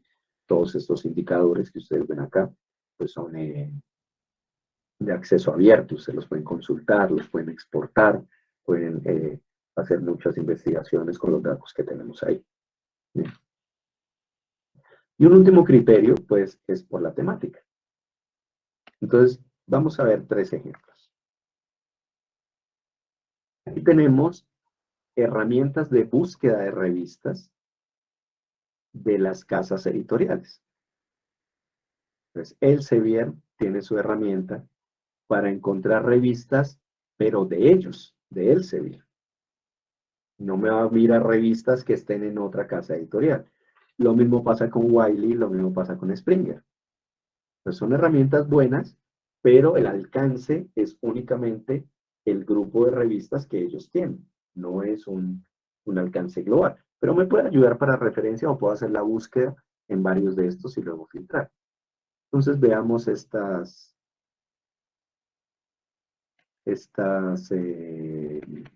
herramientas. Bien. Esta es la de Elsevier, Journal Finder se llama. Pues aquí yo puedo colocar el título, un resumen. Si quiero puedo colocar palabras clave o los campos de investigación y ella me va a encontrar las revistas del grupo Elsevier que han publicado documentos similares. ¿Bien? Por similaridad de texto. Eso es lo que está detrás del algoritmo. Entonces, si el texto que yo coloco acá se parece a otro, me lo va a colocar. ¿Bien? Aquí tengo abierto un documento de ejemplo. Vamos a colocarlo en inglés. Vamos a colocar este título. Con este resumen.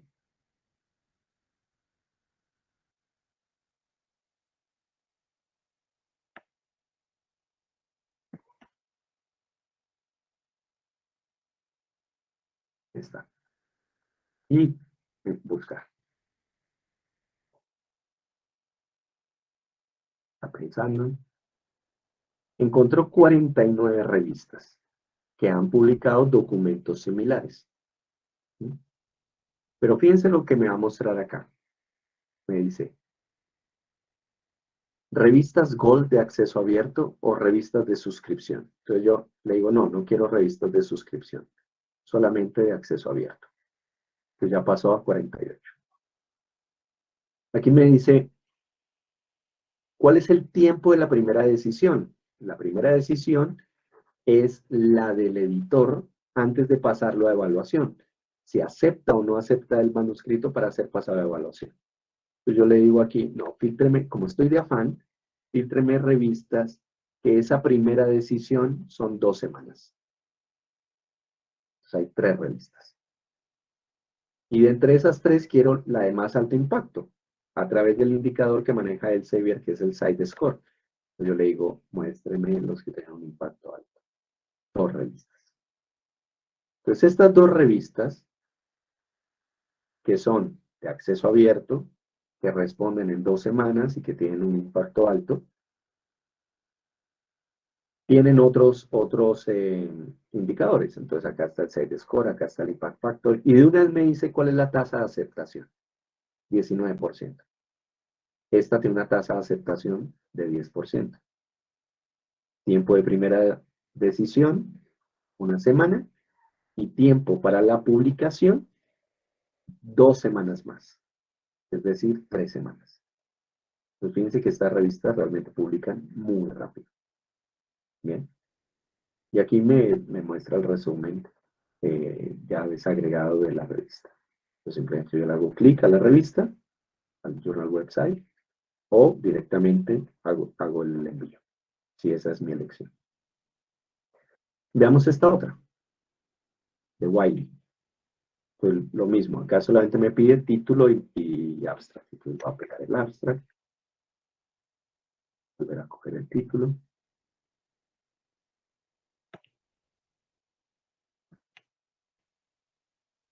Lo pongo acá. Encontrar.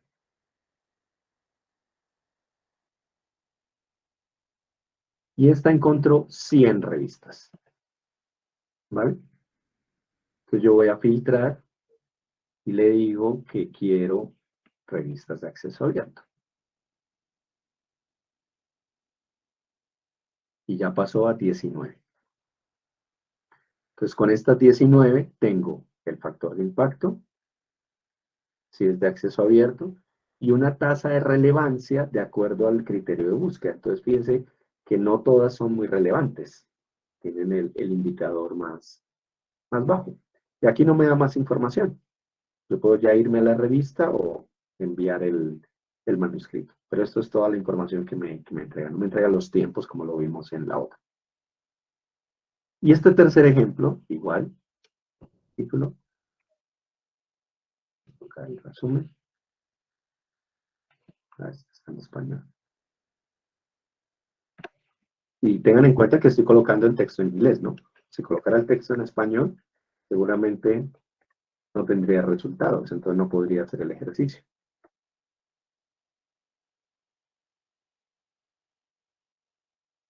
Estamos buscando, y aquí encontró. Ah, bueno, no me dice cuántos encontró. No, no me dice cuántos encontró, pero son como 20, 30 tal vez. Bueno, y estos 20, 30 me dice cuál es el factor de impacto, cuántos días para la primera decisión. Entonces fíjense que aquí ya 41 días, esto es más de un mes para la primera decisión. 28 días para la primera decisión. Aquí me da la tasa de aceptación de la revista, 26%, 18% con 56 días. Pues fíjense que esto es como ir al mercado. Hay toda una variedad de revistas, de tiempos, de indicadores que debo acomodar muy bien a mi finanza institucional, a mi finanza personal. ¿Cuánto tiempo tengo disponible? Si es una tasa de aceptación que me va bien de acuerdo a la calidad de mi documento. En fin, aquí tengo todo esto. ¿Bien? Aquí ya me puedo ir a la revista donde ya tengo toda la información adicional. Entonces, a la hora de seleccionar una revista, Esa es la recomendación. Primero hay que pensar, ¿dónde quiero publicar? ¿Por qué quiero publicar allá? ¿Cuáles son los criterios institucionales que debo cumplir? Todo esto. Luego irme a verificar que esa revista cumple todo lo que pensé. Y ahí sí hacer el submit. Esto es una metodología muy concreta que encuentran en esta página, precisamente con la intención de ayudar a todos a que hagamos sometimientos mucho más efectivos y más asertivos hacia nuestra publicación. Bien. Muy bien, muchas gracias. Eso era lo que quería compartir el día de hoy con ustedes. Gracias, Gerardo. Una No sé pregunta. si hay preguntas o comentarios. Siempre estamos hablando de que hemos decidido publicar. Podría ser que la institución haya decidido patentar. Y si También. publicamos, ya no se puede patentar. Así es. Hermógenes, adelante. Gracias, muy buenas tardes. Sí, una aclaración sobre lo que has expuesto en cuanto a al tiempo, ¿no? Que eso es lo que generalmente uno busca. Y has mostrado una revista, por ejemplo, del tiempo corto, que sería interesante, pero ¿esas revistas de acceso abierto cobran o son tipo green? Gracias por la respuesta. Depende. Depende, hermano. Lo que uno encuentra ahí en el listado. Como vimos en el último ejemplo, no había revistas, no había forma de filtrar las revistas de acceso abierto en las de Springer, pero en las de Elsevier sí. Podía filtrar por revista de acceso abierto y por revistas y por el tiempo de publicación. Lo que nosotros le recomendamos a las universidades, sobre todo, es que las universidades puedan levantar esa información con base en las experiencias de sus investigadores. Que le levanten los datos al investigador de, oigan, a esta revista usted cuándo envió, cuándo le respondieron y cuándo le aceptaron. ¿Para qué? Para que cuando otro investigador quiera enviar a esa misma revista, la universidad diga, ok, es probable que se le demore este tiempo. ¿Está de acuerdo en enviar allá? Sí, listo, hágalo. Entonces ya se alimenta y se van sacando promedios y promedios y promedios, porque las universidades envían más de un documento a una revista. A veces hay revistas que agrupan varios documentos de una universidad, entonces es muy fácil sacar esos datos. Pero esto, vuelvo a la metáfora del mercado. Esto es como ir al mercado. Y así como hay algunos que prefieren unas Gold, otros prefieren Green, otros prefieren suscripción y que pague otros prefieren revistas en español, otros prefieren revistas peruanas. Pero hay que tener claros los criterios. Yo puedo escoger la revista que quiera siempre y cuando cumpla los criterios primordialmente de calidad que yo como investigador le quiero impregnar a mi comunicación. Y segundo, los criterios institucionales que son los que han financiado la investigación. ¿De acuerdo? Okay, gracias. ¿Una otra pregunta?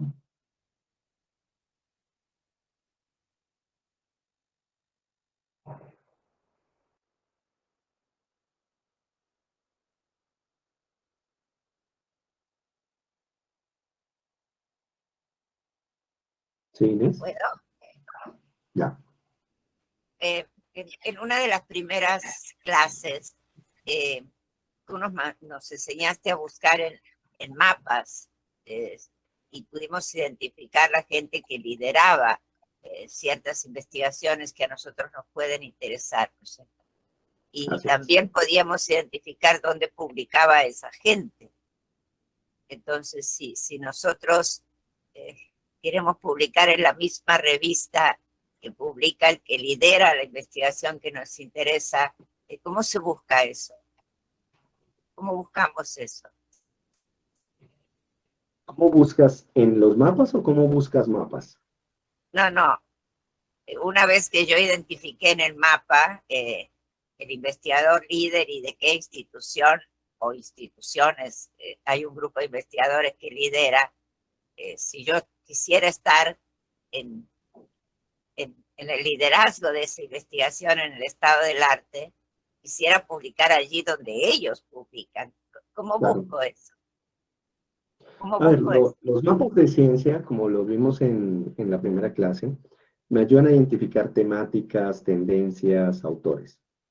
Si yo ya selecciono un autor, que es un autor central de una temática, porque tiene múltiples relaciones y tiene alto impacto de acuerdo a las gráficas que puedo hacer, lo más recomendable es buscar a ese autor en los perfiles públicos de investigadores, que es un tema que vamos a ver en este módulo 5, que básicamente son 3, en Scopus ID, en ORCID y en Google Scholar.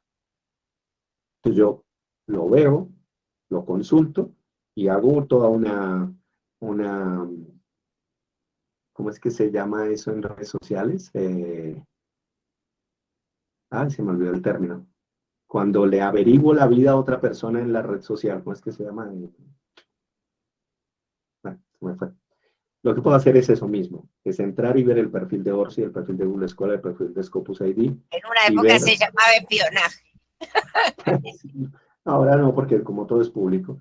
Pero miren, hagámoslo así rápidamente en Scopus.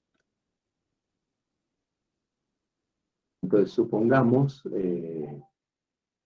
ver, déjenme entro, para que podamos hacer el ejemplo sencillo ya para cerrar. Puso lento. Ahí está.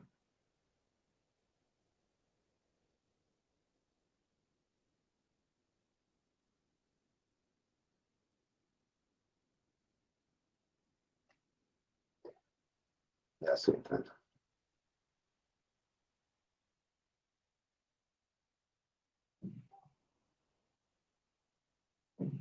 Me pide varias redirecciones.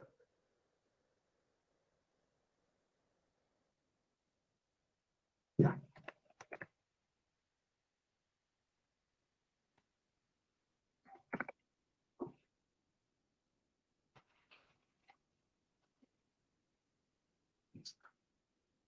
Aquí.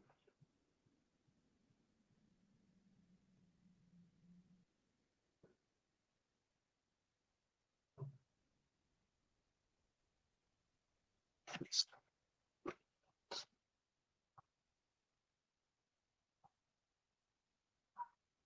Ya.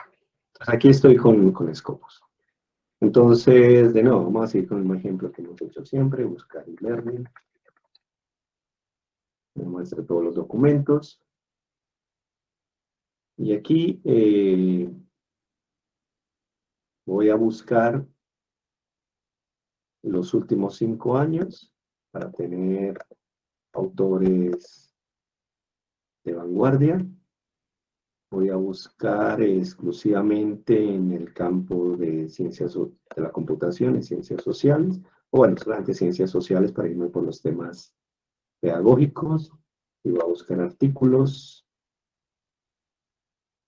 y que se hayan publicado en revistas, bueno, y que estén en inglés, para hacer la búsqueda bien limitada.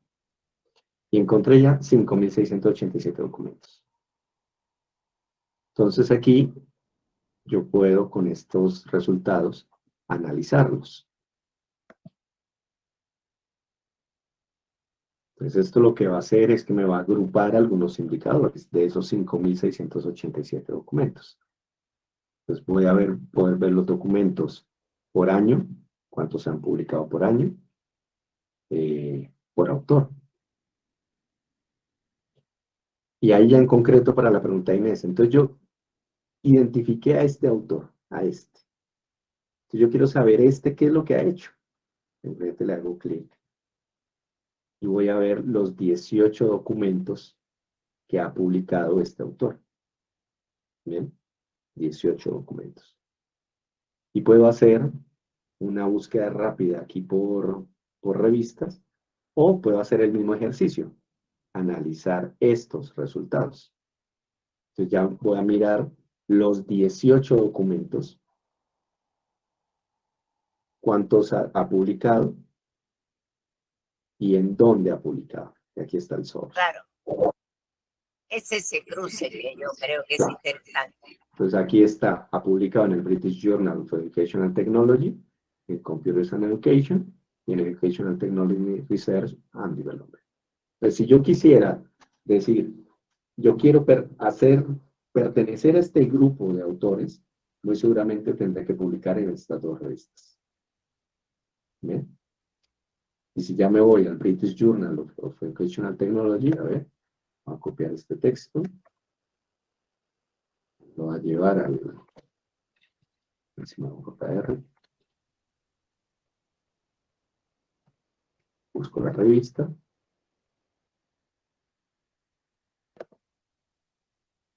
me va a decir que es una revista que publica en educación y en e-learning solamente. En ambas es una revista Q1 desde hace más de 13 años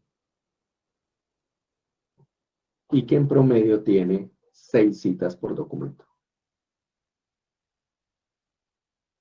La mayoría de los documentos son citados, como ven acá. Tiene pocos documentos no citados. ¿Cuántos documentos publica?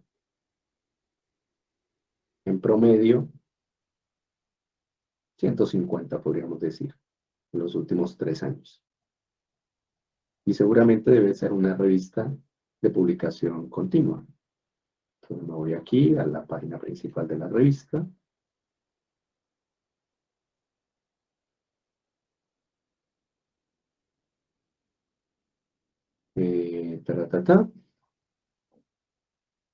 Aquí me dice el último número. Voy a ir a las normas para los autores. Está por acá. A ver, aquí están las normas para autores en la revista Open Access. Aquí están las guías para los autores. No veo rápidamente si es... Acá me dice qué es lo que publica, artículos de revisión, artículos originales, correspondencias, obituarios, editoriales. No tiene costo de envío, no tiene APC. No veo que diga lo de la publicación.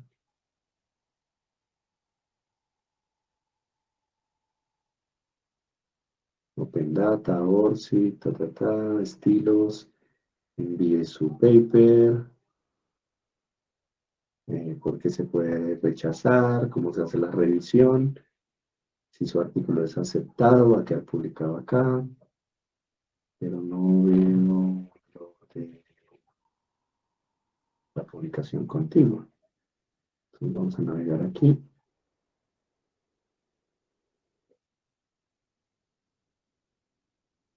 Sí, sí tiene publicación continua. ¿Por qué lo sé? Porque este artículo fue publicado hace 5 días. Muy bien.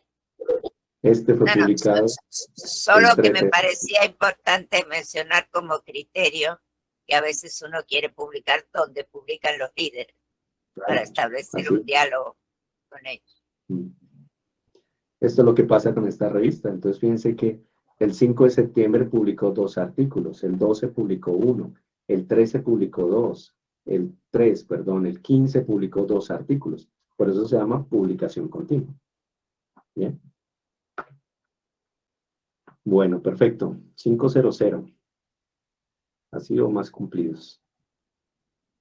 Pues muchas gracias a ustedes por la participación a lo largo de estas sesiones Realimentamos temáticas. el viernes.